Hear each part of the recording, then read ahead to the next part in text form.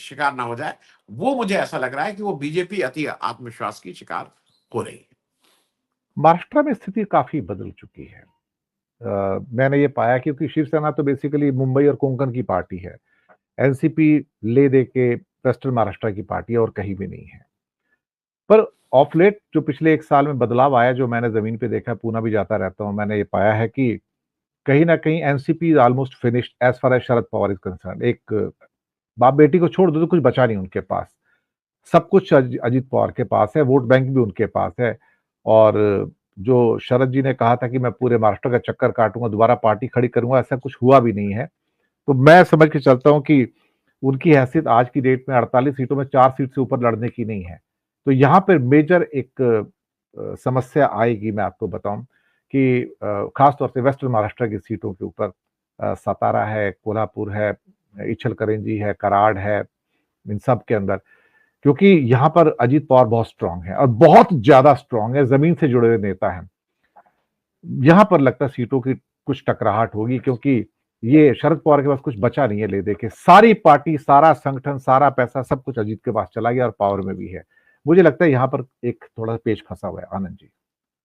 दिनेश जी, मैं जरा एक चीज आपसे, क्योंकि मुझे तुरंत नहीं आते, तो वहां पे अगर मैं गलत नहीं हूं तो पिछले इलेक्शन में 23 सीट बीजेपी जीती थी आउट ऑफ 48, और 18 शिवसेना 18 18 18 जीती थी। शिवसेना 18 थी, बीजेपी बीजेपी 23 और था, शिवसेना 23, 18। हाँ वही 18, 41 सीट ये थी, और बाकी जो 7 सीटें थी उसमें एक एआईएमआईएम थी, एक कांग्रेस थी कि कौन था, एक थी कांग्रेस थी और 4 सीटें एनसीपी की थी जो 4 ऐसी। सीटें एनसीपी की थी। और एक अब शायद इसको निर्दलीय दो, भी था। एक निर्दलीय जी था शायद। जी, वो शायद अब नवनीत आप इस नवनीत की नवनीत की सीट थी, नवनीत राणा जो है। नवनीत की, हाँ, जो जो बेसिकली आप उसको भी बीजेपी ही मान सकते हैं फॉर ऑल प्रैक्टिकल पर्पसेस।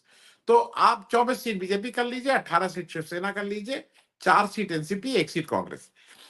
आप जरा इसको बीजेपी के चश्मे से देखिए तो चीजें शायद ज्यादा ठीक होंगी।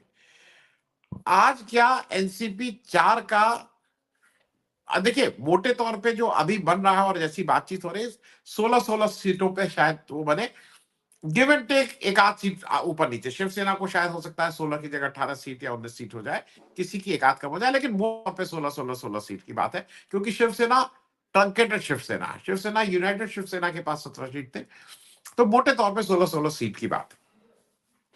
क्या हम ये कह सकते हैं कि एनसीपी 4 से 0 सीट हो जाएगी? एनसीपी नहीं 4 होगी तो 4 ही पे रह जाएगी।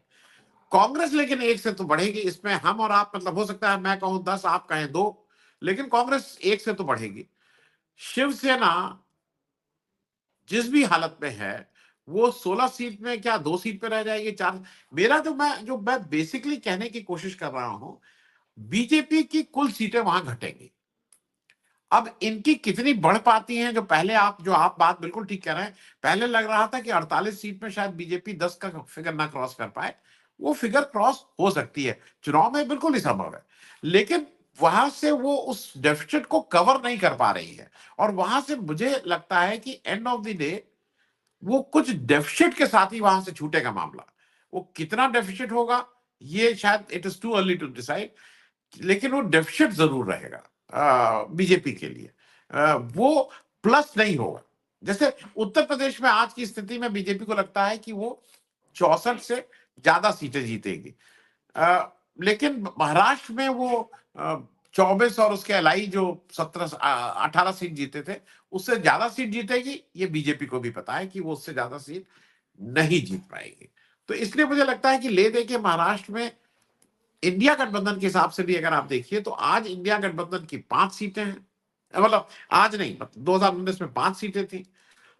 अब वो 5 सीट से कितना बढ़ेगी ये देखने वाली बात है, वो बढ़ेगी जरूर। जी। थोड़ा मेरा ग्राउंड